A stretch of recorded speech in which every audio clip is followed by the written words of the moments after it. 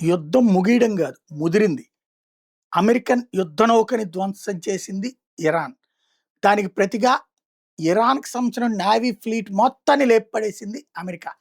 9 యుద్ధ నౌకలని లేపేయడంతో పాటుగా వాళ్ళకి సంబంధించిన నేవీ హెడ్ క్వార్టర్ గూడా లేపేసింది. ఐఆర్‌జీసీ హెడ్ క్వార్టర్స్ కూడా లేపేసింది. ప్రతీకార దాడులంటే ఇలా ఉంటాయి అని చూపించింది అమెరికా. అదే సందర్భంలో ఇంకో వైపున ఇరాన్ డైరెక్ట్‌గా అమెరికాని ఏమీ చేయలేక అమెరికా స్థావరాలున్నాయన్న పేరుతో గల్ఫ్ దేశాల మీద పెద్ద ఎత్తున విరుచుకుపడి దాడులు చేసింది.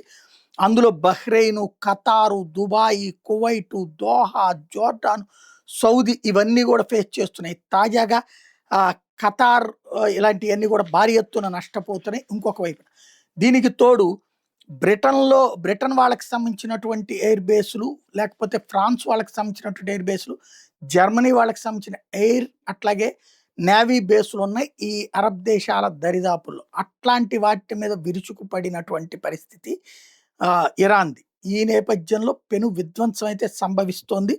యుద్ధం ముదిరిందన్నది స్పష్టమవుతోంది.